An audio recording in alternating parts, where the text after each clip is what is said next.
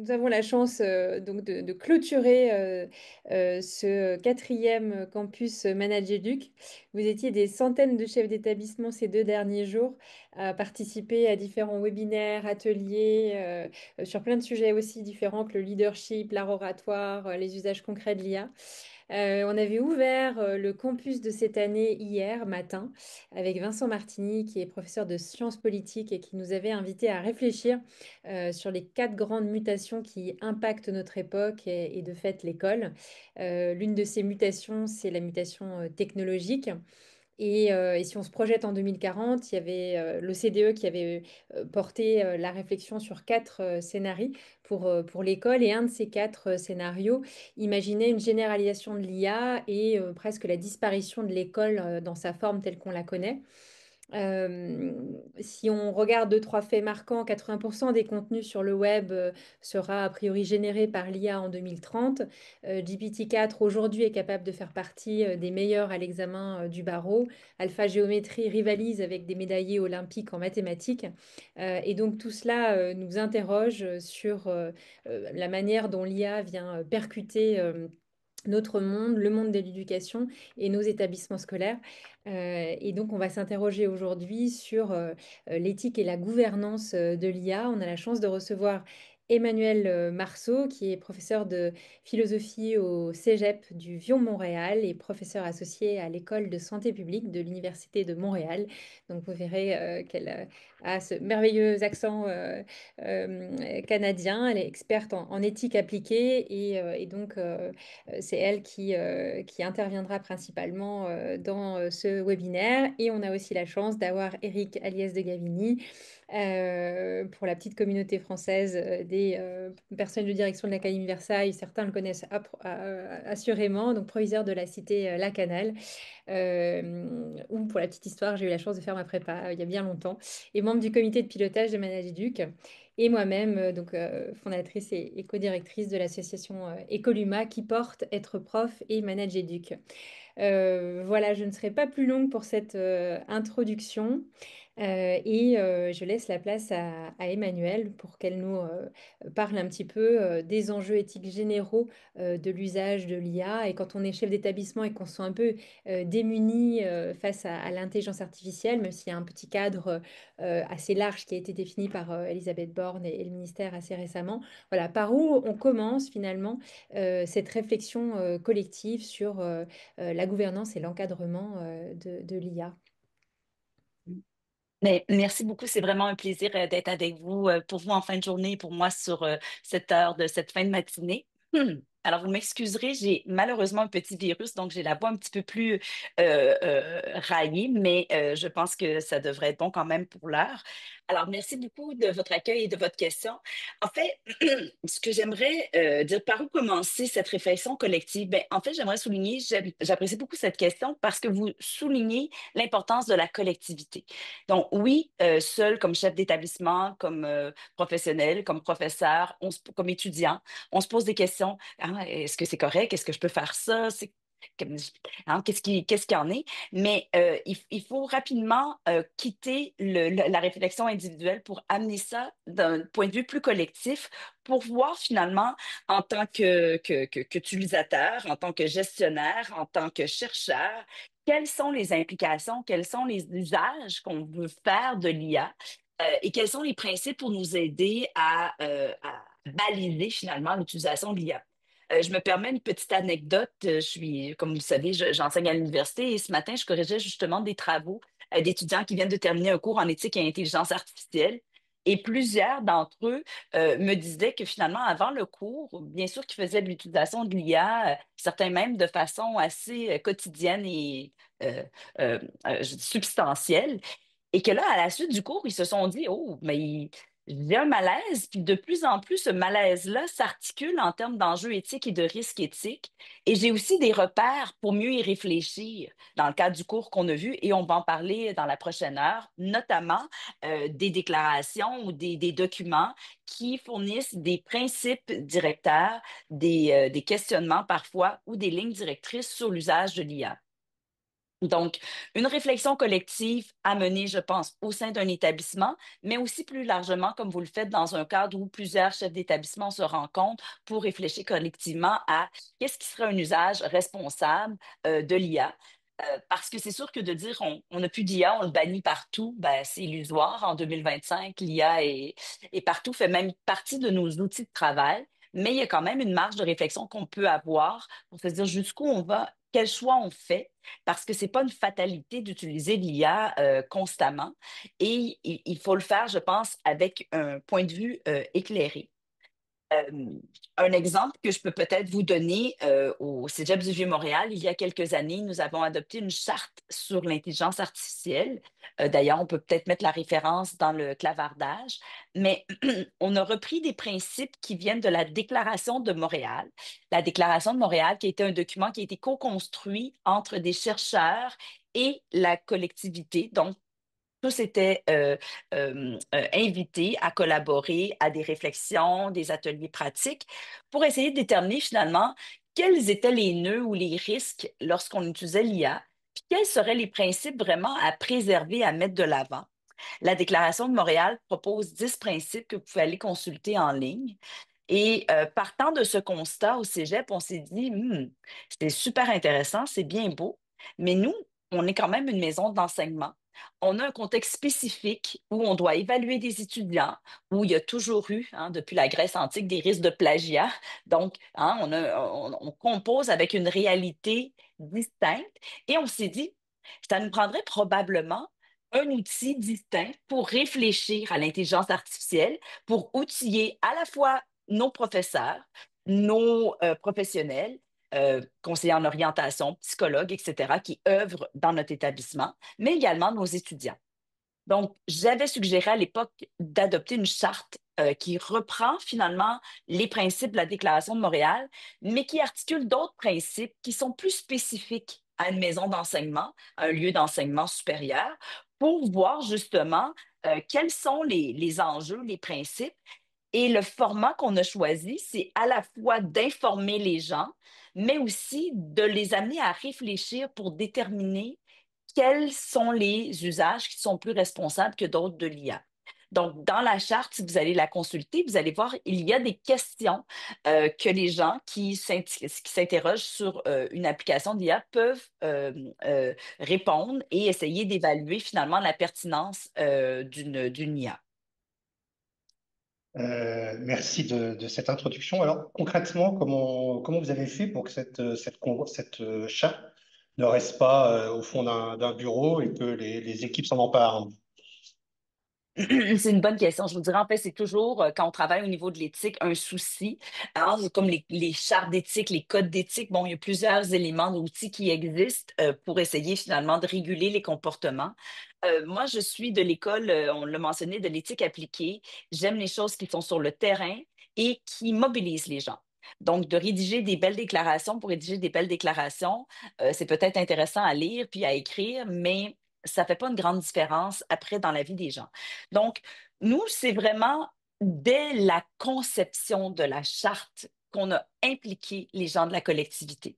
Donc, moi, j'avais le mandat de rédiger la charte, mais je me suis fondée sur une journée institutionnelle qui avait été organisée pour réfléchir à l'intelligence artificielle. On avait des conférences, des ateliers. Et dans le cadre d'ateliers, j'ai posé des questions aux gens. Quelles étaient les dérives? Quelles étaient leurs attentes? Quelles étaient leurs craintes face à l'intelligence artificielle? Et à partir du recensement, et il y avait plus d'une centaine de personnes, du point de vue des gens, je les ai analysées avec mon expertise en éthique. J'ai fait un premier jet de charte pour lequel on est allé après ça en consultation de toute la collectivité du Cégep pour voir s'il y avait des commentaires, des changements. On a retravaillé, rebonifié la charte, ajusté pour finalement arriver à une version qui a été, oui, je l'ai rédigée, j'ai un collègue qui a revu là, au niveau syntaxique, mais j'ai pas l'impression d'avoir rédigé la charte seule. Je l'ai rédigée avec et pour les gens du Cégep, de sorte que je pense en fonctionnant ainsi, on met les chances de notre côté que véritablement, c'est un outil qui va parler aux gens, qui va être utile, qui va répondre à un besoin. Et parallèlement à l'adoption de la charte et à sa diffusion, puis j'ai donné des ateliers, des conférences, on a aussi créé un comité sur l'IA, euh, sur lequel nous sommes quelques personnes, là, 4-5 personnes, et pour lesquels les gens peuvent nous solliciter des avis, des points de vue concernant certains usages de l'IA. Donc, je vous donne un exemple. Il y a quelques années, quand ChatGPT est apparu, les gens, des profs nous ont écrit. C'était intéressant parce qu'il y avait à la fois une chose et son contraire. Certains disaient, écoutez, moi, j'ai pas le temps d'écrire les commentaires des fois avec les étudiants. Donc, j'écris des mots-clés puis je demande à ChatGPT de rédiger le commentaire pour l'étudiant puis je le mets dans son travail. Est-ce que je peux faire ça? Est-ce que c'est contraire à la charte? Et à l'inverse, excusez-moi, on avait des profs qui nous ont dit, moi, j'écris beaucoup trop de commentaires, puis ça devient long pour les étudiants. Je demande à ChatGPT de raccourcir et de simplifier mes commentaires. Alors, ce qu'on a répondu à ces deux profs-là, qui avaient finalement des usages opposés de ChatGPT, c'est de leur dire, écoutez, c'est pas quelque chose qu'on va interdire, c'est quelque chose qui, si effectivement c'est en soutien, puis ça vous aide vraiment dans votre rôle de professeur, qui peut se faire. Mais c'est important de respecter un des principes de la charte qui est la transparence. C'est-à-dire que si vous avez des commentaires que vous travaillez avec ChatGPT, vous devez en aviser l'étudiant que les commentaires ont été retravaillés ou rédigés par ChatGPT. Tout comme on va le faire, puis on va s'attendre qu'un étudiant qui utilise ChatGPT dans le cadre d'un travail le mentionne et précise, hein, l'usage précis de ChatGPT ou la contribution précise. Mais on va attendre la même chose des professeurs. Alors peut-être question que j'aurais pu poser au préalable. Dans la communauté dans laquelle vous travaillez, quel était l'état d'esprit par rapport à l'IA lorsque vous avez commencé ce travail? Hmm. Je pense que c'est sensiblement la même chose qu'on observe aussi en France. C'est-à-dire, c'est pas homogène. On a des gens qui l'utilisaient déjà, qui étaient presque déjà vendus, accros, tu sais, bon, tu voyais ça avec un bon œil. Je vous dirais que c'est quand même une minorité. On a des gens qui se posent beaucoup de questions, qui hésitent, qui ne savent pas trop ce que c'est, comment s'en servir, qu'est-ce que ça mange, un peu. Donc, on a une autre catégorie. Et on a des gens qui sont très résistants, qui ont beaucoup de craintes, beaucoup d'appréhension, un petit peu technophobes, là, non, non, non. Et bon, on ne pourra plus évaluer les étudiants. J'ai même eu vent, certains établissements, certaines maisons d'enseignement ont décidé, là, je ne sais pas où ils en sont cette année, mais à cette époque-là, de faire passer tous les travaux, toutes les évaluations en classe avec un papier crayon et sans aucun support informatique. Et ça, je vous dirais, c'est un peu pour nous un retour à l'âge de pierre, parce que bon, moi, je suis professeur de philosophie, mais c'est sûr qu'il y a des travaux que les étudiants rédigent à la maison.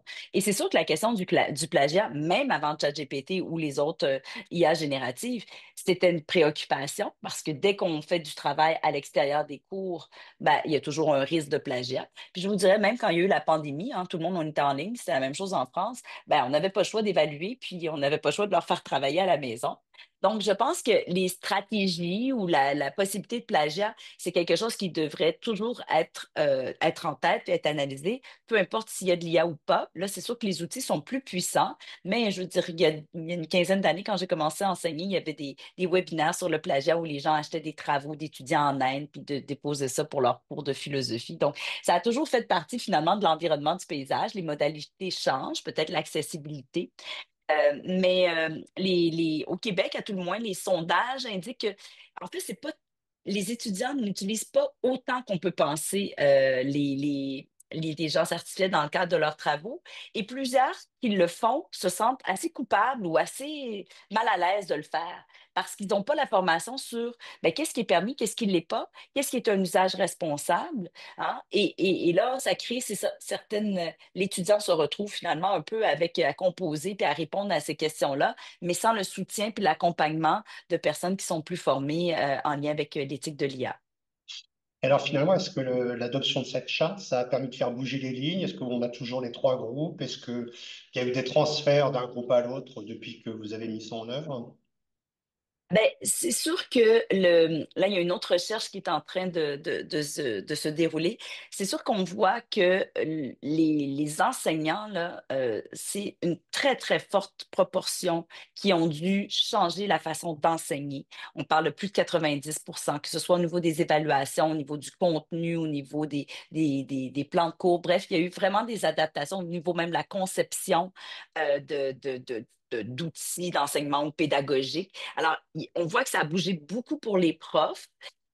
On voit que pour les étudiants, ben, aussi, hein, je pense qu'on s'en va, tu sais, ça fait quand même 2, 3 ans, 3 ans, je pense que ChatGPT est arrivé. Donc, hein, même les étudiants aussi, il y a un mouvement. Et la charte est venue, en fait, pour répondre à votre question peut-être plus directement, de là dire que les pratiques se changent, ben, c'est quand même un point de référence. Et nous, on a eu des commentaires très positifs et des gens, même de d'autres établissements, qui m'ont souvent écrit pour me demander est-ce qu'on peut s'inspirer de votre charte? On aimerait aussi avoir une charte pour notre cégep. Donc, ça a été quand même diffusé dans d'autres établissements, repris mis à la main. Là, je n'ai pas de données sur les 52 établissements dans les cégeps, combien ils l'utilisent, mais assurément, c'est quelque chose qui a fait beaucoup je peux dire, de petits pour justement essayer de soutenir des initiatives en IA responsables. Et côté étudiant, c'est un outil qui est apprécié, justement, cette question de la transparence. Ou ils continuent les pratiques qu'ils avaient au préalable. Oui, absolument. Mais il y a différents éléments qu'on a mis de l'avant. Donc, effectivement, on a mentionné la transparence, mais on a aussi décrit, et ça venait directement des gens qui avaient participé à la journée d'études, mais l'effet Pygmalion, des dérives associées à la prédiction des IA qui peuvent prédire des échecs d'étudiants, l'évaluation seule par l'IA, c'est-à-dire que pour un professeur, la possibilité de faire évaluer les travaux par une IA et ne plus avoir à évaluer les travaux, les lire. Donc, tout ça, on s'est dit, là, oh là là, c'est des risques, tu sais, au-delà de la transparence, même si on dit qu'on l'utilise, ça peut créer vraiment des enjeux. Donc, on est allé inscrire ces risques-là éthiques dans la charte de l'IA. Très bien. Est-ce que sur la question des enjeux, oui, a priori, je pense qu'on a fait à peu près le tour de la question. Alors, si on passe un peu à la partie suivante, c'était la question de l'équité, de la justice sociale. Quelle Mais définition on peut donner de ces questions? ouais. Alors, écoutez, l'EDI, équité, diversité, inclusion, c'est de plus en plus, en tout cas, à tout le moins au Québec. Je sais qu'aux États-Unis, là, c'est la chasse à l'EDI, mais pour ce qui est au Québec, ce sont des principes qui sont bien incarnés, défendus, et pour permettre justement à une meilleure inclusion de toute la population étudiante avec ses besoins, ses spécificités. J'imagine que la France est très similaire là-dessus au Québec, c'est-à-dire qu'on a de plus en plus d'étudiants avec des besoins particuliers. On les appelle les étudiants les H au Québec, donc qui peuvent être TDAH, qui peuvent être sur le spectre de l'autisme, bref, etc. Donc, l'IA peut vraiment, et il y a des études qui le démontrent, être un soutien très précieux pour aider ces étudiants-là à mieux fonctionner, à mieux passer au travers les différentes étapes de parcours. Par exemple, ça peut être un étudiant dyslexique qui utilise justement un correcteur qui va aider à générer, à retravailler les phrases, les structures. Ça peut être aussi des étudiants autistes qui apprennent mieux, je ne sais pas moi, par une communication orale, qui n'a pas un regard direct du professeur. Donc, parfois avec des notes de cours, des résumés de livres, l'IA peut communiquer ça de façon orale à l'étudiant. Euh, Ça peut être pour des étudiants non francophones d'avoir accès à des traductions instantanées dans leur propre langue pour aider finalement une meilleure compréhension. Ça peut être des exercices supplémentaires ciblés en fonction des besoins de l'étudiant. Bref, il y a plusieurs applications, utilisations de l'IA qui peut être en soutien de l'EDI et qui peut permettre une meilleure réussite des étudiants. Euh, et là, je le dis d'une voix et de l'autre voix, mais il ne faut pas le faire à n'importe quel prix non plus. Puis ça nous amènera à parler des enjeux éthiques, mais il faut toujours être vigilant sur, par exemple, où sont hébergées les données. Est-ce qu'il y a des risques de discrimination? Est-ce que finalement, on est en train de faire en sorte que l'étudiant ne développe pas lui-même ou elle-même des compétences qui sont essentielles pour l'exercice d'une profession ou pour l'atteinte d'objectifs pédagogiques? Bref, ce sont des questions qui doivent toujours être nourries en parallèle pour avoir finalement une utilisation qui soit juste, qui soit équitable, mais qui ne va pas non plus altérer la qualité de la formation ou la validité de la diplomation ou compromettre la confidentialité, bon, etc. Voilà. Alors, j'ai une question sur le clavardage. Là, pouvez-vous nous indiquer des études sur l'IA et les élèves à besoins particuliers, en particulier sur les élèves allophones? Est-ce qu'il y a eu des études de menées au Québec ou ailleurs dans le monde sur ces questions-là, ou pour l'instant, on reste des, des- des observations? Absolument. Faudrait que je retrouve le nom. C'est Valérie, puis je me souviens plus de son nom de famille. Elle avait participé, on avait fait justement une table ronde sur l'IA, l'EDI et l'enseignement. Et elle avait fait je pourrais le retrouver là, peut-être à la fin. Je me donnais 30 secondes, excusez-moi, pour regarder. Je pourrais vous donner son nom, mais elle s'intéresse beaucoup à ces enjeux-là. Pardon. Mais là, je m'excuse. Je vais aller chercher une passée. Donnez-moi 30 secondes parce que je parle, et là, j'ai besoin d'un peu de renfort. Très bien. Emmanuel est un peu malade, effectivement. Mais c'est vrai, Eric, ce qui peut être intéressant aussi, c'est de réfléchir aux biais culturels que peuvent avoir les différents modèles d'IA générative. On sait très bien que si on pose la question, par exemple, qu'est-ce qui s'est passé à Tiananmen à DeepSeek, qui est l'IA générative chinoise, ou si on pose cette même question à OpenAI ou donc ChatGPT, ou à Grok, la nouvelle IA générative de Musk, la réponse sera pas la même. Donc, la question des biais culturels qui sont intégrés dans ces IA génératives, comment à la fois en prendre conscience et aider les étudiants, les élèves à prendre conscience de ces biais finalement. Est-ce que c'est de poser la même question en fait à plusieurs IA génératives et de voir quelles sont les réponses et de comparer ces réponses pour aider les élèves à prendre ce recul en fait face aux biais qui génèrent des réponses de fait différentes selon leur appartenance géographique et culturelle. Emmanuel, et je ne sais pas si Ouais. là-dessus vous avez... Enfin, je m'adressais à Eric Oui, et maintenant qu'Emmanuel est revenu. oui, désolée, hein. Et toutes mes excuses, c'est juste que, comme je vous disais, j'ai un petit virus et là, le fait de parler, ça. Puis j'ai eu quelques réunions ce matin aussi, là, donc. Alors, je m'excuse, pouvez-vous juste reposer la question, puis on reprend, là, donc, sur les études. Donc, je vous parlais de Valérie, que je pourrais regarder son nom de famille Voilà. pour vous indiquer. Et j'allais sur la Mais question des biais oui, culturels des différentes IA génératives, le DeepSeek chinois, le OpenAI américain, Grok qui est très particulier avec Elon Musk. Et donc, comment prendre conscience de ces biais en ouais. interrogeant avec la même question ces différentes IA génératives pour se rendre compte par soi-même, en fait, et avoir la distance critique nécessaire pour comparer, en fait, les réponses. Absolument. Et peut-être ça amène sur un autre terrain, mais l'importance pour les chefs d'établissement, les enseignants, de dire, ben, on peut plus former les étudiants comme on formait peut-être il y a 20 ans. Le monde a changé. Avec l'IA, certains parlent d'une quatrième révolution industrielle. Quoi qu'il en soit, la compétence éthique, donc la capacité de réfléchir de manière critique, comme vous soulignez, par rapport aux différentes sources, la désinformation, l'hypertrucage, c'est tous des éléments pour lesquels je pense que les établissements scolaires et d'enseignement doivent être très sensibilisés et très proactifs pour finalement soutenir une communauté, puis essayer le plus possible là, d'éviter toutes sortes de désinformations, de glissements ou de biais qui peuvent être engendrés avec l'usage de l'IA. Et alors, parce que la question se pose aussi chez nous sur la question de l'accompagnement des élèves à besoins particuliers, on est toujours, parce qu'on a le problème avec l'IA ou sans l'IA, parce qu'il y a d'autres aides qui peuvent être humaines ou matérielles pour les élèves, ou d'adaptation des barèmes, des évaluations, etc.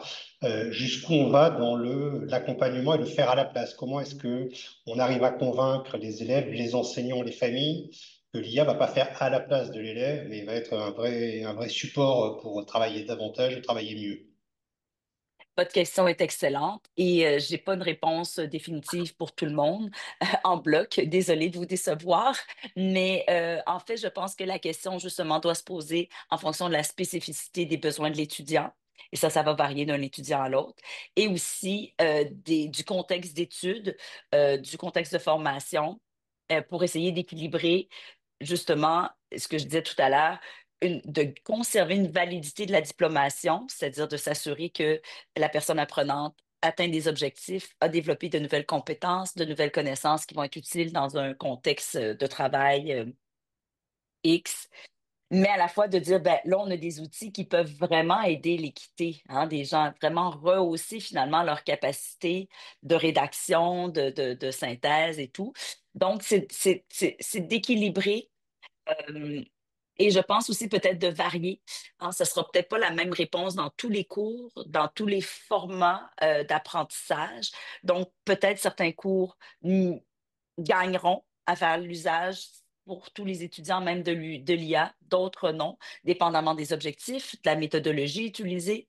Et là, peut-être aussi dépendamment des profils des étudiants, de leurs besoins, des diagnostics qui peuvent être posés. Je sais, par exemple, au Québec, on a des modalités d'accompagnement pour des étudiants qui ont des diagnostics par des neuropsys ou autres. Donc, on peut à ce moment-là avoir plus de temps pour rédiger l'examen, permettre des correcteurs, etc., selon les diagnostics.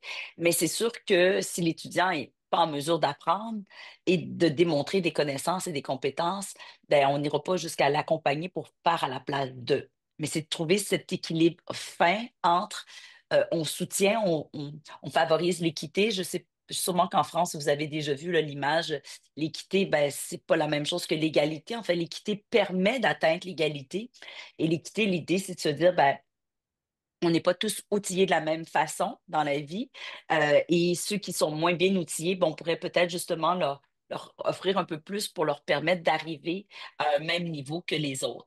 Et vous avez peut-être l'image, en tout cas nous au Québec, ça a beaucoup circulé, là, mais deux enfants, là, un de grande taille, un autre de petite taille, qui essaient de regarder par-dessus une clôture. Celui de grande taille, évidemment, se rapproche et voit. Celui de petite taille ne voit pas. Donc, on lui met un petit bac pour qu'il puisse monter et regarder par-dessus la clôture. Et ça, on dit, ben ça, c'est l'équité. Il est plus petit, il ne peut pas voir par-dessus la clôture, mais avec le bac qu'on lui offre, il est capable de regarder, bon, à l'horizon et regarder peu importe le spectacle ou quoi d'autre. Alors, c'est cette idée-là que l'IA peut aider, mais d'un autre côté, c'est sûr que il faut pas justement faire à la place et finalement faire en sorte que ben, la personne ne fait plus rien. Donc, voilà. J'ai vu, Emmanuel, une étude randomisée contrôlée, ce qui est assez rare sur les questions d'intelligence artificielle, d'usage de ChatGPT au Nigeria. Visiblement, les élèves avaient vraiment progressé puisqu'ils étaient meilleurs aux examens qu'attendus. Je mets le lien dans le clavardage, comme vous dites, mais voilà, qui me semble être une des seules études qui montre l'impact sur le développement des apprentissages alors que, enfin, intuitivement, on aurait eu peur que ce soit plutôt l'inverse, et en plus dans un pays qui, effectivement, n'a pas accès à tout un tas de facilités. Est-ce que vous avez eu écho de cela et quel rapport peut-être vous avez avec cette étude? Hmm. Mais je connais pas cette étude-là, fait que je l'ai pas lue, je peux pas la commenter directement. Mais ce que je vous dirais, oui, puis à la fois, il y a d'autres écrits qui démontrent que, oups, il y a une atrophie du jugement, il y a une atrophie des compétences lorsqu'il y a un usage accru de ChatGPT ou autre. Donc, je voudrais, c'est comme toute chose en recherche, c'est assez difficile d'arriver avec des conclusions qu'on pourrait dire partout dans le monde et voici ce qu'il en est. Là, vous parlez d'un pays ici comme le Nigeria, on voit justement qu'il y a peut-être un manque d'accès, donc peut-être l'IA peut venir rehausser une certaine connaissance, accès à une formation, à de l'information peut-être qui n'est pas là habituellement, qui n'est pas présente dans les établissements scolaires. Toujours avec, là, je me permets de le dire, mais tu sais, ChatGPT 4 ou autre, il y a des hallucinations. C'est pas parfait non plus. Il faut toujours être critique, hein. Donc, voilà, toujours avec ça.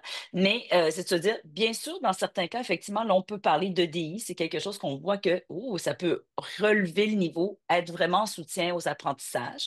Mais il faut faire, puis là, c'est l'autre ballon qu'on parlait tout à l'heure. Attention aussi que ce soit pas quelque chose qui fasse en sorte que, oups, on a moins de potentiel, on a moins de repères pour l'apprenant après ça pour faire lui-même ses projets ou sa rédaction.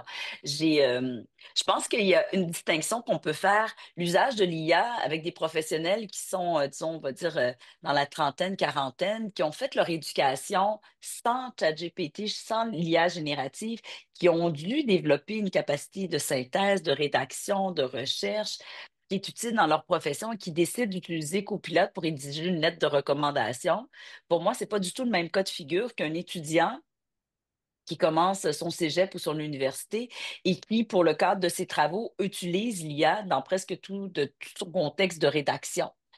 Là, il y a comme quelque chose qui doit nous alerter un petit peu plus dans le deuxième cas de figure, parce qu'on se dit, si la personne à l'université, dans les maisons d'enseignement, n'a pas de contexte qui va permettre de développer ces compétences-là, ça ne sera certainement pas sur le marché du travail. Donc, en ce moment-là, on va avoir des gens qui sont peut-être sous-compétents, qui vont rentrer après dans les milieux de travail et qui n'auront pas les habilités, les compétences pour véritablement remplir leurs fonctions. Et ça, si on met ça à grande échelle, ça peut devenir assez problématique. Donc, je vous dirais, en fonction du lieu d'apprentissage, du pays, parce qu'effectivement, peut-être au Nigeria, ça a été vraiment de plus-value. Il n'y avait peut-être pas de prof en anglais, puis effectivement, ça a permis un meilleur apprentissage. Donc, je pense qu'il y a des bénéfices, puis là, c'est une belle illustration d'un usage de l'EDI, mais il ne faut pas non plus que ça se fasse dans un contexte où on va venir atrophier les connaissances, les compétences d'étudiants qui deviennent un peu paresseux, là, excusez-moi l'expression, mais de se dire, ben, finalement, ou pour sauver du temps. J'ai des étudiants ce matin que je corrigeais qui me disaient, ah, je suis à la maîtrise, mais j'ai pas le temps, je travaille, j'ai ci, j'ai ça. Fait que c'est donc plus facile finalement de laisser ChatGPT rédiger euh, une partie de mon mémoire de maîtrise. Ça devrait nous alerter. Alors, c'est vrai que pour parler d'effet de génération, euh, c'est vrai qu'actuellement, je vois les plus jeunes euh, posent leurs questions directement à ChatGPT et passent plus par un moteur de recherche. Par exemple, c'est vrai qu'il y a vraiment un fossé maintenant quand on cherche une information. Moi, je suis encore dans ceux qui, de temps en temps, vont sur Google pour chercher une information, un complément. Je vois que ce soit mes enfants ou les élèves, c'est directement à ChatGPT qu'ils ont en application sur leur téléphone et ils passent plus par les moteurs de recherche. On est déjà dans autre chose. Et sachant Oui. que, Eric, pour compléter ton point, de toute façon, les moteurs de recherche, dans très peu de temps, vont proposer leur propre réponse puisqu'ils embarquent l'IA à l'intérieur et donc ne feront plus la référence au site. Ce sera plus une porte d'entrée vers des sites. Ils vont eux-mêmes répondre. Donc, Mais absolument. Et c'est assez préoccupant parce que bientôt, les utilisateurs n'auront même plus le choix de l'utiliser ou pas. Et avec tous les risques que ça comporte, là, on a parlé beaucoup, bon, au niveau de la confidentialité des données. On peut mentionner aussi le problème des fois des hallucinations qui ne donnent pas la bonne information, que ça peut être plus difficile à vérifier. En recherche, par exemple, ben, souvent, ils vont inventer des références, des articles qui carrément n'ont jamais été rédigés. Alors là, si on prend la peine de vérifier chacun, finalement, on est peut-être mieux de faire la recherche nous-mêmes que de demander à un moteur, tu sais, d'IA pour nous aider. Donc, il y a tout ça. Et moi, ce qui me préoccupe beaucoup dans cette absence de choix ou ce réflexe d'aller tout de suite sur ChatGPT, on n'en a pas parlé encore, mais c'est toute l'implication écologique que ça génère et voire même économique, parce que ce sont des choix qui sont coûteux au plan écologique. On peine à avoir toutes les informations sur véritablement l'impact de l'IA sur le réchauffement climatique, sur bon, le, le- l'environnement, mais c'est clair que c'est beaucoup plus, il y a beaucoup plus d'impact, hein. Puis aussi, il faut refroidir les serveurs où sont hébergés, bon, tu sais, les informations, les données avec de l'eau potable. Donc, il y a vraiment beaucoup d'impacts écologiques qui sont là. Et pour moi, il y a une distinction entre utiliser vraiment une IA générative parce qu'on en a réellement besoin, puis il y a réellement de plus-value, ou c'est juste parce que c'est un réflexe, puis je me casse pas la tête, puis au lieu d'aller voir sur Google ou sur un autre moteur de recherche, je vais tout simplement sur ChatGPT. Parce que c'est pas les mêmes implications, comme je vous dis, au plan écologique et même au plan économique aussi. Donc, il y a des réflexions à avoir, mais dans les usages, souvent, en tout cas, moi, les étudiants là, que je viens de corriger, mon groupe, disent, ben, j'avais jamais vraiment pensé à ça avant de suivre le cours. Tu sais, je le faisais, puis c'est comme même mes recettes de la semaine. Là, je demandais à ChatGPT de me faire mes recettes de semaine pour l'épicerie ou quoi manger. Mais là, on est vraiment dans un autre cas de figure et ça peut nous inquiéter, c'est ça, collectivement, puis sur notre rapport à la technologie aussi. D'ailleurs, ça fait partie des recommandations les recommandations du ministère, ça fait partie des points d'attention sur cet impact écologique et de se poser la question à chaque fois, est-ce que finalement, il y a un choix moins coûteux quelque part en termes d'écologie pour régler. Alors, j'ai deux questions quand même dans le clavardage. La question de l'anonymisation des données et la question de où est-ce qu'on envoie les données, comment on peut faire. Et pour respecter alors ce qu'on a, nous, je pense pas que ça soit commun avec le Québec, mais la RGPD, c'est-à-dire la réglementation générale de protection des données, jusqu'où on peut aller dans les données qu'on met. Je pense par exemple, j'imagine tout à l'heure ce que vous disiez sur le professeur qui va faire rédiger des appréciations. Est-ce que le nom des élèves peut apparaître? Est-ce qu'on peut rentrer des tableaux avec des données personnelles? Enfin voilà, quelles précautions il faut qu'on prenne par rapport à ça? C'est une excellente question. Je me prononcerai pas sur le cadre européen, mais parce que je le connais pas, je le maîtrise pas, donc je veux pas dire d'ânerie. Mais c'est sûr que le principe de base, si vous mettez des informations sensibles, confidentielles sur un moteur d'IA, euh, en assurer la protection devient aléatoire, hein, parce que même s'il y a des lois, parfois les données sont hébergées. Tu sais, je vais prendre nos voisins aux États-Unis, et là on sait qu'on a perdu complètement le contrôle des données parce que autres, c'est le Patriot Act qui permet justement de partager les données, de les revendre ad nauseam. Donc, la question de où sont hébergées les données, parce que même si vous êtes en Europe, mais que c'est hébergé aux États-Unis ou au Canada, ben, c'est pas le même cadre réglementaire nécessairement qui s'applique. Puis aussi, comment c'est surveillé, comment, même si c'est très réglementé, disons qu'en Europe, je sais que vous avez plus d'encadrement, mais comment c'est surveillé, comment c'est appliqué. Puis quand il y a une fuite de données, quand bien même qu'elle est illégale, il y a un tort qui est causé à des personnes et à des réputations et ça peut faire des vies brisées.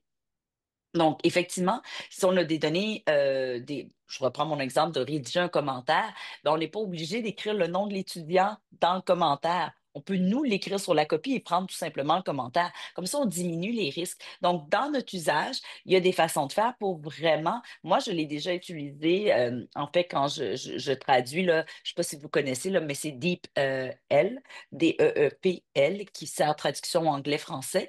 Donc, j'ai déjà eu à rédiger des lettres de recommandation pour des étudiantes à la maîtrise, au doctorat en anglais pour des universités américaines. Donc, j'ai utilisé DeepL parce que je l'écris en anglais, mais je trouve que ça donne une meilleure vitrine. Mais en aucun cas, j'ai écrit le nom de l'université puis le nom de l'étudiant que je référais. C'est des mesures de base, de précaution, mais j'écris, je sais pas, tu sais, X, puis après ça, moi, quand je fais un copier-coller, là, je vais écrire le nom, disons que c'est Emmanuel Marceau. Et je mets pas ma signature, je mets pas d'informations confidentielles. Donc, tout ça, c'est des mesures préventives. Donc, quand bien même qu'ils ont une fuite de données, ou quand bien même la loi n'est pas si sévère, ou quand bien même qu'ils utilisent pour entraîner d'autres, tu sais, l'IA avec les données que j'y mets, ben, c'est beaucoup moins sensible et c'est moins compromettant. Donc, je ne sais pas si ça répond bien à la question que la personne avait là, dans le clavardage, mais Ou la question, enfin, en fait, la personne insiste un peu en disant je sais bien, donc je pense qu'elle est relativement d'accord avec ce que vous dites. Mais hier, j'ai entendu en atelier, alors j'espère qu'on ne raconte pas n'importe quoi, Honnête Jéduc, que même en enlevant les données personnelles, cela ne suffisait pas. Du coup, je me dis que pour un usage administratif, cela rend impossible tout usage de l'IA. Alors, là, je ne sais pas ce qui a été dit dans l'atelier, fait que c'est un peu difficile, mais c'est sûr qu'un risque zéro n'existe pas. Là, ça dépend. C'est sûr que si je nomme pas la personne, mais je donne des informations de budget ou je donne des informations qui sont quand même sensibles sans nommer la personne explicitement ou l'établissement, ben, il peut y avoir un risque effectivement à utiliser dans le cadre de son travail des outils d'IA. Donc, là, comme je vous dis, c'est un peu difficile parce que j'étais pas, fait que j'ai pas compris qu'est-ce qui a été évoqué comme risque, mais moi, je suis de l'école. Vraiment, il n'y en a pas de risque zéro quand c'est le numérique. Même s'il y a des lois, il peut y avoir des fuites de données. Au Québec, on a un gros scandale récemment des Jardins, qui est une caisse populaire, là, c'est comme une grande banque, et ils ont fuité là, des milliers de dossiers de clients de la caisse. Mais finalement, après l'enquête, ce qu'on s'est rendu compte, c'est qu'il y avait quelques, excusez-moi l'anglicisme, bad apples, donc des gens qui étaient à l'interne et qui ont eu accès aux données, qui n'auraient pas dû avoir accès aux données des clients et qui ont vendu ça pour finalement s'enrichir. Donc, on n'est jamais à l'abri de dérives techniques ou de dérives de la part de l'humain, Donc, évidemment, le risque zéro, c'est de ne pas utiliser l'IA. Donc, ça, je Même vous dirais. Mais c'est impossible parce que ne serait-ce que vous avez sûrement tous sur vos téléphones des applications qui vous permettent la reconnaissance faciale. Et là, ben, à ce moment-là, tout de suite, nos données sont partagées. Il y en a de l'IA. Donc, ça devient dysfonctionnel dans une société, puis encore plus dans un milieu professionnel, de dire, moi, je ne fais aucun usage de l'IA. Donc, à partir de là, c'est de se dire, ben, il y a un certain risque. Comment on peut minimiser le risque? Comment on peut essayer d'anticiper les enjeux? Et là, on ne peut pas avoir une seule réponse pour toute l'IA, parce qu'il faut voir de quoi il est question, où c'est hébergé, qui opère, et etc., etc. Mais c'est sûr que le fait d'avoir des IA qui sont conçues, moi, je vais le dire dans mes mots, là, plus du Québec, mais dans la fonction publique ou par des chercheurs tu sais, qui ont à cœur justement le bien commun et non pas l'enrichissement comme numéro un, comme leitmotiv ou motivation, ben c'est sûr qu'il y a peut-être un facteur de protection qui est là. Mais souvent, nous, ce qui se passe au Québec, c'est que souvent les expertises sont pas suffisantes au sein des gouvernements, au sein de, disons, du Québec pour développer leur propre application de l'IA. Donc, on se retourne vers les entreprises privées avec les risques que ça comporte. De toute façon, dans nos métiers, la question de la prise de risque et de la gestion des risques, de l'évaluation des risques, ça fait partie de notre quotidien. Je pense en tant que personne de direction, on est toujours en situation de faire des choix à un moment. Mais ce qu'il faut, c'est avoir conscience des risques qu'on prend, des limites, pour savoir ensuite comment, où est-ce qu'on met le curseur. Parce que si on veut zéro risque, soit on change de métier, soit effectivement, c'est pas possible. Donc, je pense que ça fait partie des nouveaux risques qu'il faut qu'on intègre dans notre réflexion et effectivement pour essayer de limiter un peu les dégâts. Alors j'ai une Ouais. question que vous y avez un petit peu répondu, c'est sur la question de la sensibilité de notre jeune génération à l'écologie.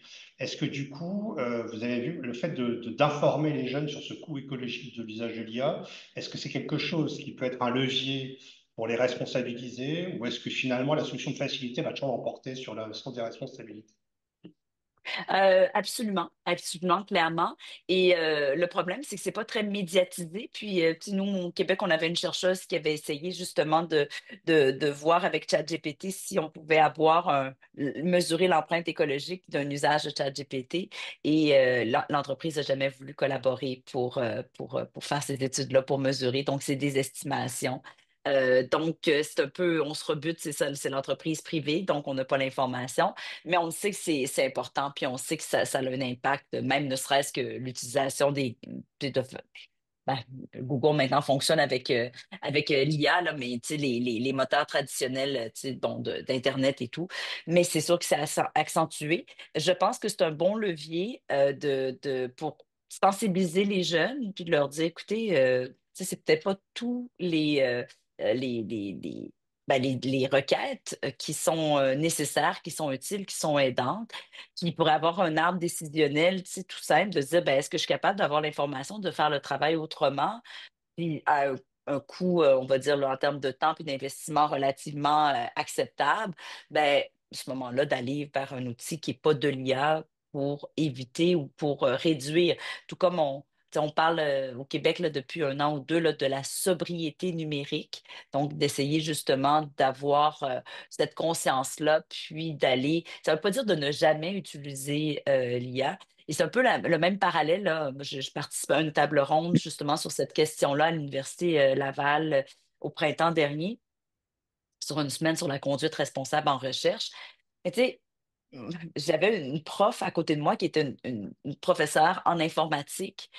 Mais c'était sûr ce que je disais, moi je suis une professeure en éthique, tu sais. C'était sûr qu'elle, elle va avoir besoin pour ses travaux de recherche, son enseignement, d'utiliser l'IA. Je veux dire, elle est en informatique, elle est sur justement l'intelligence artificielle.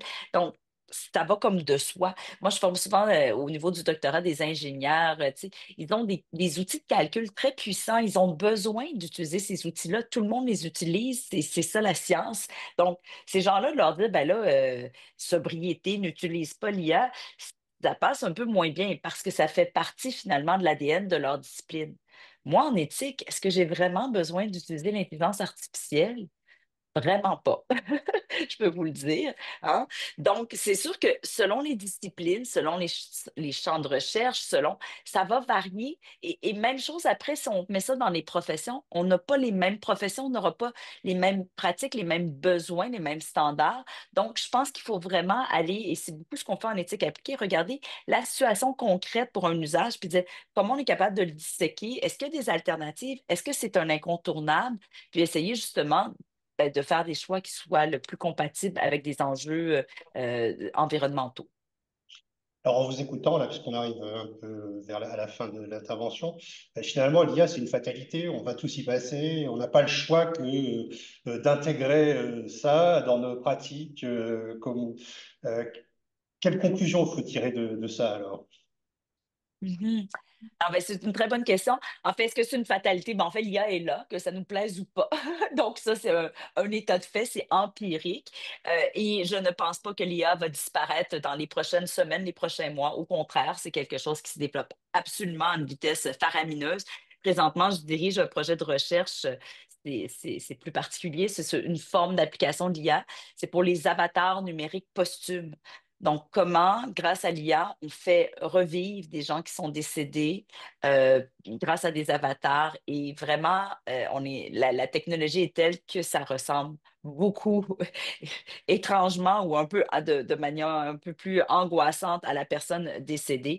Donc, tous les enjeux éthiques que ça peut soulever et même juridiques, là, je travaille sur une recherche interdisciplinaire avec des juristes.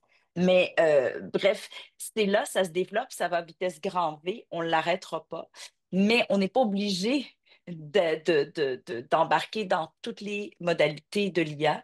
Je pense que la petite phrase de Rabelais, là, science sans conscience n'est que ruine de l'âme, mais c'est de revenir avec lucidité sur dire, ben, sans bannir l'IA, sans dire, mais sinon pas non plus une fatalité. Donc, c'est de trouver un équilibre et cet équilibre-là ne sera pas le même. Je reviens sur ces précisions-là que j'ai faites. Selon notre discipline, selon notre profession, peut-être même selon notre âge. Donc, il peut y avoir des clivages, des distinctions, mais c'est vraiment la réflexion éthique qui va permettre de déterminer finalement qu'est-ce qu'est-ce qui est acceptable et de redéterminer qu'est-ce qui est acceptable. Parce qu'aujourd'hui, en 2025, dans 5 ans, dans 10 ans, il va y avoir vraiment un environnement très, très, très différent sur l'IA, ses possibilités et sa place dans nos vies.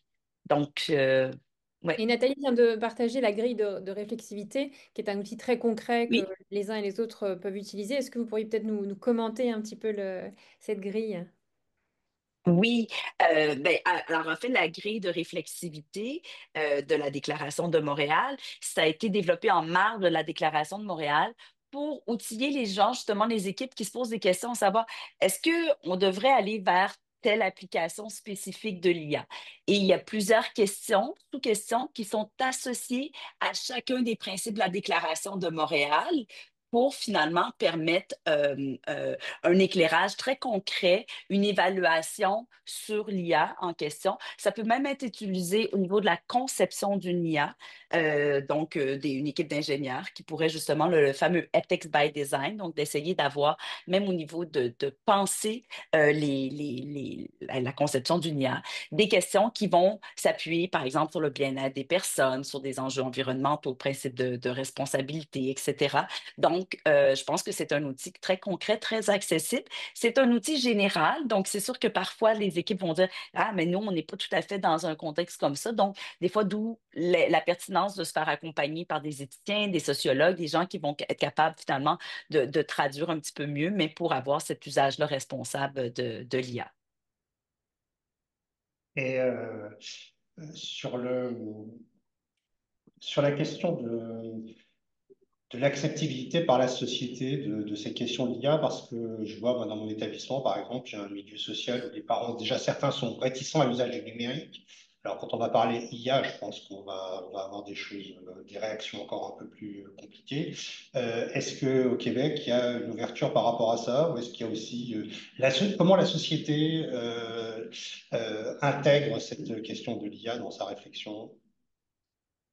Vous voulez dire comme sur les prochaines perspectives? Ben, écoutez, la société, c'est un grand mot, hein. Certains sont très enthousiastes, certains en font un usage, surtout chez les jeunes générations, là, très intégrées, quotidiennes. D'autres ont même pas connaissance des divers outils, là. Donc, le clivage générationnel, je pense, se fait sentir, mais aussi au niveau des professions, puis au niveau des choix qui se font après, au niveau des établissements.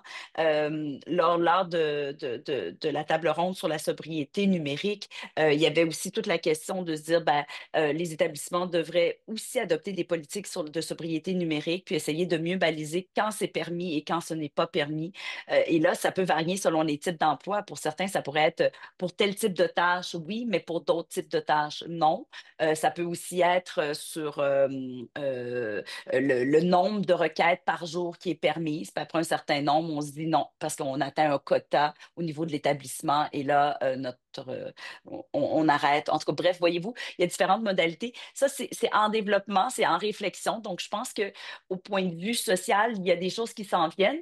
Ce qui est intéressant de voir avec l'IA, c'est qu'on a quand même eu une réflexion très, très embryonnaire, dès que l'IA était embryonnaire, mais sur les enjeux éthiques et sur les enjeux sociologiques que ça pose, contrairement à ce qu'on a eu avec les réseaux sociaux. Les réseaux sociaux sont arrivés, sont apparus, ont explosé. Et après ça, on s'est dit, oh mon Dieu, mais qu'est-ce qui se passe là? Il y a toutes sortes d'intimidations, de l'anxiété. Et là, on essaie depuis des années, en tout cas au Québec, tu sais, de démontrer finalement les ravages qu'ont fait les réseaux sociaux, puis essayer de ramasser un petit peu les pots cassés. Tandis que je trouve qu'avec l'IA, il y a vraiment eu je dirais, une ouverture, puis un besoin dès le départ de dire on a besoin de réflexion éthique, là, il se passe des choses importantes, puis on veut essayer de bien faire les choses. Alors, ça se fait en parallèle, c'est sûr, puis là, on n'a pas parlé, mais c'est sûr que les GAFAM de ce monde ont un pouvoir très concentré et ultimement vont orientent beaucoup, disons, le marché et ce qui se passe. Et malgré des appels à des moratoires, il y a eu justement différentes sorties ou des lettres dénonçant les menaces de l'IA. On voit que dans les faits, il n'y a rien qui s'est ralenti. Au contraire, ça s'accélère. Puis c'est vraiment une course, et c'est une course de marché aussi, monétaire. Donc, hmm. Et alors, une question que j'aurais pu poser tout à l'heure, mais est-ce que les enseignants qui utilisent à titre personnel l'IA s'engagent plus avec leurs étudiants, ou est-ce que certains font la distinction entre ce que je fais pour moi, c'est une chose, mais je ne vais pas être promoteur ou je ne vais pas m'en servir pour les étudiants, ou au contraire, est-ce qu'il y a un lien entre la pratique personnelle et l'enseignement, ou en tout cas l'usage de l'IA avec les étudiants? Ben, votre question est intéressante parce qu'elle touche, elle touche directement l'usage dans la vie privée puis dans la vie professionnelle. Donc oui, effectivement, il peut y avoir des distinctions, il peut y avoir des besoins qui sont distincts, hein. Je parlais des avatars numériques posthumes. Je pense pas que c'est dans le contexte d'une vie professionnelle qu'on va avoir recours à de tels services, mais plutôt dans le cadre de notre vie personnelle. Mais on peut souhaiter que dans les deux cas, il y ait un éclairage qui nous vienne justement avec des préoccupations sur les risques éthiques, sur les dangers, sur les dérives et sur les effets escomptés bénéfiques réels de l'usage d'une IA. Donc, à ce moment-là, je pense que les formations qu'on peut avoir dans les établissements scolaires sont vraiment très, très, très importants pour sensibiliser les jeunes qui auront à la fois dans leur vie personnelle et à la fois dans leur vie professionnelle des choix à faire et un usage de l'IA. Merci, merci bien. Est-ce qu'on pense qu'il y a des usages cachés de l'IA? Est-ce que derrière tous ces outils, il y a des gens, parce que ça fait partie aussi des choses qu'on entend, est-ce qu'on a comme ça, à votre avis, des gens mal intentionnés qui vont se servir de ces données, qui vont manipuler l'opinion? Alors tout à l'heure, Florence faisait état des biais culturels, donc on sait déjà que selon l'IA qu'on interroge, on ne va pas avoir les mêmes types de réponses. Mais est-ce que le risque de manipulation finalement des opinions est encore plus important ou au Absolument. Absolument. Il y a sur les réseaux sociaux, puis de toute façon, maintenant, les réseaux sociaux là, intègrent bien des outils de l'IA. Il y a tout le scandale de Cambridge Analytica qu'on peut citer. Il y a également, si vous ne l'avez pas vu, là, enfin, nous, c'est sur Netflix, là, mais ça s'appelle Social Dilemma.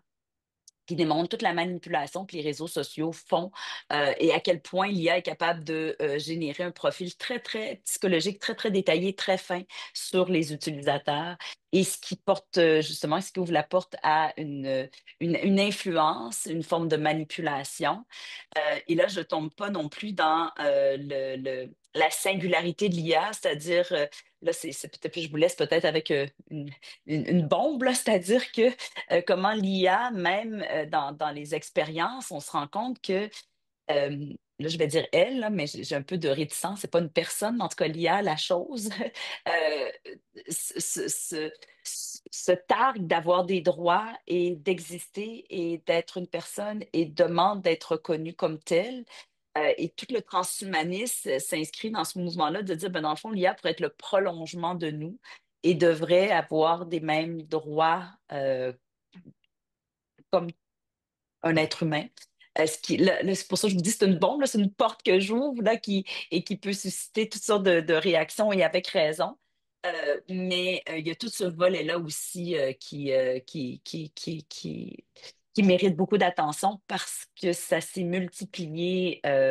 J'écoutais un reportage justement sur l'immortalité artificielle et il y avait deux intelligences artificielles qui avaient été créées, qui ont commencé à communiquer entre elles par un nouveau langage que les concepteurs n'avaient pas conçu, ne comprenaient pas. Donc, elles avaient développé, et dans le reportage, on l'entend, avaient développé un langage. Donc, on ne sait pas ce qu'elles se disaient, on ne sait pas c'était au sujet de quoi. Donc, ils ont décidé de débrancher, d'arrêter tout, parce que là, il y avait comme une perte de contrôle.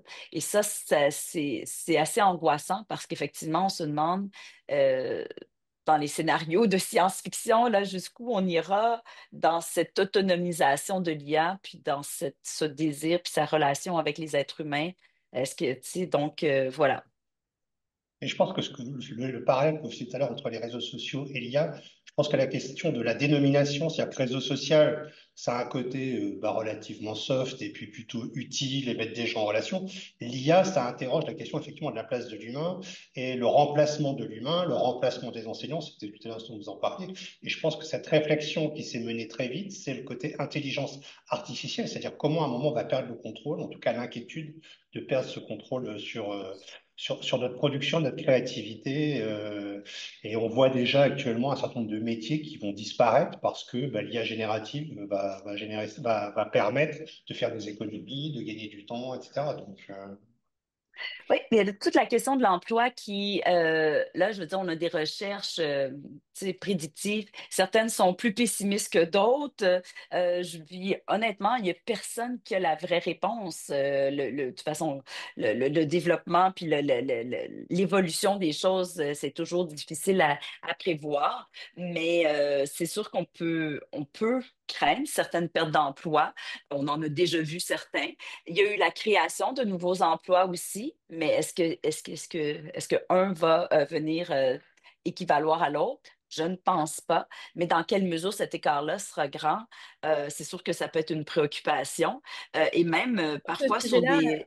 Oui, Emmanuel, peut-être ce qui est intéressant, je trouve, et qui, en tout cas moi qui m'a fait réfléchir récemment, c'est qu'on parlait beaucoup du remplacement et d'une peur en fait de remplacement de certains emplois. Et en fait, on se rend compte qu'aujourd'hui, c'est plutôt des emplois qui étaient ce qu'on appelle les manipulateurs de symboles, c'est-à-dire ceux qui écrivent, qui étaient plutôt historiquement des CSP+, Bac+5, etc., qui peuvent être potentiellement remplacés par l'intelligence artificielle.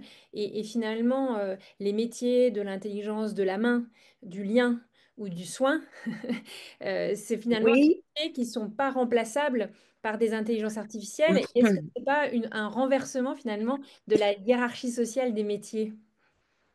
Ben, vous avez raison en partie, parce que même, disons, dans l'exercice de la médecine, on le voit que l'IA peut être vraiment en soutien.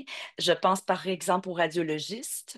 L'IA a vraiment de très bonnes performances pour analyser, faire des diagnostics, pathologie. Il y a toutes sortes de champs de la médecine qui sont vraiment chamboulés. Et là, on parle de gens qui sont hautement compétents. Et il faut voir aussi là jusqu'où on va, et là, ça, c'est un enjeu vraiment éthique, mais accepter que l'IA prenne la place de l'humain. est-ce qu'effectivement, dans notre charte, on a dit que l'IA devrait être toujours en soutien à la décision d'une personne et non pas remplacer le jugement d'une personne. Donc, si je fais l'analogie avec le médecin, ben, l'IA peut suggérer un diagnostic, suggérer, mais ne peut pas remplacer le jugement du professionnel, du médecin, de l'être humain qui va être capable de vérifier que effectivement, c'est concluant. Donc, je pense que la menace, elle est plus profonde que simplement certains corps de métier, de rédaction, etc. Mais d'un autre côté aussi, il y a toute la question, justement, quelle place on laissera, mais quelle acceptabilité aussi sociale on accueillera là, ces nouvelles possibilités. Je ne pense pas, en tout cas, à tout le moins au Québec, que demain matin, les étudiants apprécieraient avoir des profs robots en classe. C'est pas quelque chose qui avoir un atelier, ils trouveraient ça rigolo, sûrement apprendraient, etc. Mais d'avoir une session entière puis de faire leur formation avec des robots, c'est pas quelque chose qui, au plan social, en tout cas actuellement, semblerait être positif. Non, non. Ouais. C'est sûr. Et enfin, on va publier là, la semaine prochaine, vendredi, un baromètre sur les enseignants et l'IA en France pour comprendre leur perception et leurs pratiques aujourd'hui. Donc voilà, on pourra vous l'envoyer et le partager avec la communauté ManageEduc. Mais on a interrogé notamment les enseignants sur le scénario 4 de l'OCDE qui montrait une généralisation de l'IA et la disparition des enseignants.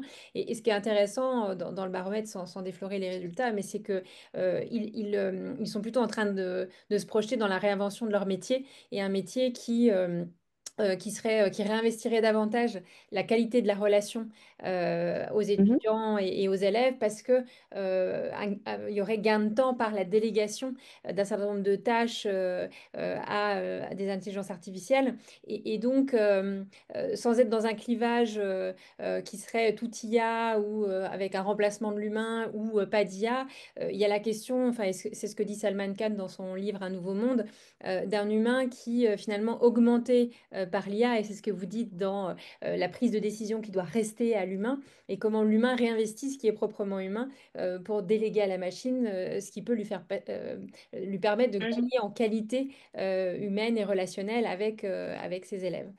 Je vois qu'il est 18h02. Absolument. Je vais vous Oui. laisser le mot de la fin, vous remercier de votre présence et vous laisser le mot de la fin. Merci à toutes celles et ceux qui sont aujourd'hui présents. N'hésitez pas à nous dire en commentaire si cette conférence vous avait été utile. Mais je laisse le mot de la fin à Emmanuel. Ce que vous venez juste d'évoquer tout à fait, c'est une théorie, c'est une vision et il y en a plusieurs autres. Et c'est de voir, dans le fond, on ne saura pas au final qu'est-ce que ça sera réellement. Comme je vous dis, dans les outils de recherche, parfois, ça dédouble le temps de travail parce qu'il faut tout vérifier aussi. Donc, il faut faire attention des fois avec des visions. Je pense peut-être un peu, je vais dire, bucoliques ou très positives de l'IA. Il faut voir quels outils, comment ils ont été testés, est-ce qu'effectivement c'est vraiment fiable et etc. pour dire ben, est-ce que vraiment ça va me libérer comme prof ou finalement je vais passer mon temps à les recorriger, auquel cas je n'aurais pas vraiment gagné énormément de temps. Donc, il faut voir cet outil-là. Puis dans le réinvestissement du lien, bien sûr, mais est-ce qu'il se fera? Comment il se fera? Dans quels paramètres? Tout ça aussi, c'est des réflexions qui mérite d'être approfondie, à mon sens. Eric, Merci. Écoutez, on va rester là-dessus. En tout cas, je ne sais pas si je parle au nom de tout le monde, mais en tout cas, pour ce qui me concerne, ça m'a ouvert vraiment beaucoup de pistes de réflexion. Et pour la semaine prochaine, où justement, je vais commencer à travailler avec mes équipes sur cette question, vraiment, ça m'a donné des pistes et je suis en train de réorienter ce que j'imagine. Et je pense que nous sommes nombreux dans l'assistance à avoir apprécié ces ouvertures et les questionnements sur lesquels nous nous avons emmenés. Et en tout cas, un grand merci pour tout ce travail, pour nous. Et puis, à très bientôt, j'espère, sur ces questions. Voilà, merci de Merci. votre participation à chacun. Et puis, à très bientôt sur ManagerEduc, bien entendu, à l'occasion, pour continuer à partager notre père, notre Au expérience. revoir. merci beaucoup. Merci Eric, merci Emmanuel, merci à tous. Merci, au revoir. Au revoir.